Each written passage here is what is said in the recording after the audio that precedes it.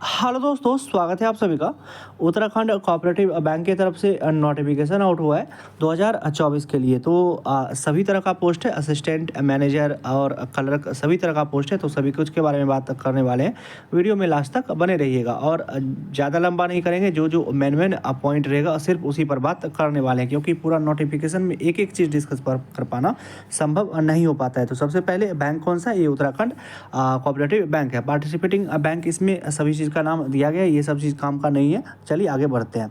अब सबसे पहले यहाँ पर दिया गया है कि किस में कितना कितना वैकेंसी है। तो मतलब देहरादून, हरिद्वार, ये सब में चीज़ में कितना कितना वैकेंसी है, सभी चीज़ के बारे में दिया गया है। तो ये सब भी चीज़ सबसे पहले मेन काम पर चलते हैं कि एजुकेशनल क्वालिफिकेशन और कौन कौन अप्लाई कर सकते हैं और आपको अप्लाई कैसे करना है। तो ये सभी चीज़ के बारे में दिया गया है। अब चलिए दोस्तों आगे बढ़ते हैं और यहाँ पर आ जाते हैं। सबसे पहले यहाँ पर क्या कहते हैं, एज लिमिट के बारे में दिया गया है कि 5 ईयर 10 ईयर सब एज रिलैक्सेशन मिलेगा एज पर गवर्नमेंट रूल, जो सभी में आपको देखने के लिए अब मिलता है। सबसे पहले यहाँ पर आते हैं कि 4 तरह का पोस्ट है।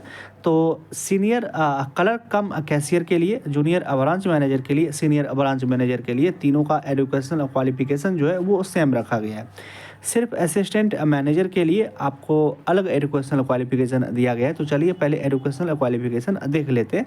सबसे पहले इसमें लिखा गया है एजुकेशनल क्वालिफिकेशन में a degree graduation in any discipline from a university recognised by the government of India और any equivalent qualification recognised as such by the central government having 6 months of computer certificate from the institute registered by the state or central government who have passed intermediate and higher education degree of computer subject from a recognized educational institution does not need a computer certificate।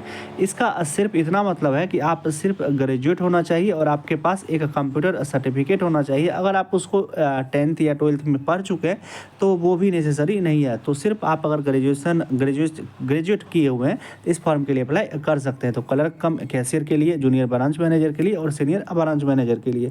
अब चलिए दोस्तों बात कर लेते हैं इसके लिए कौन अप्लाई कर सकते हैं। तो क्या कौन कौन स्टेट के लिए कैंडिडेट इसके लिए अप्लाई कर सकते हैं।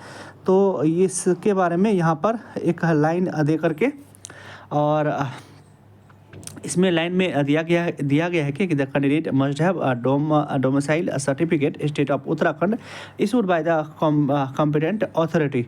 तो मतलब कि वो कैंडिडेट जो उत्तराखंड के रहने वाले हैं और जिनका सर्टिफिकेट वहाँ का बना हुआ है रेसिडेंटल सर्टिफिकेट, तो सिर्फ वही इस फॉर्म को अप्लाई कर सकते हैं। क्योंकि ये एक तरह का क्या चीज़ होता है कि कोऑपरेटिव बैंक होता है और हर एक स्टेट का अपना अपना कोऑपरेटिव बैंक होता है। तो इसलिए ये उत्तराखंड स्टेट का है, तो उत्तराखंड वाले को सिर्फ मौका दिया गया है। तो चलिए दोस्तों वीडियो को यहीं तक रहने देते हैं। कोशिश की थी आपको सभी कुछ अच्छे से समझा पाएँ। तब पर भी कुछ भी डाउट रहता है तो आप हमको कमेंट कर सकते हैं, हम आपको कमेंट में रिप्लाई कर देंगे। चलिए मिलते हैं इसी तरह के किसी एक दूसरे वीडियो में। तब तक आप अपना ध्यान रखिए। Love you, bye bye.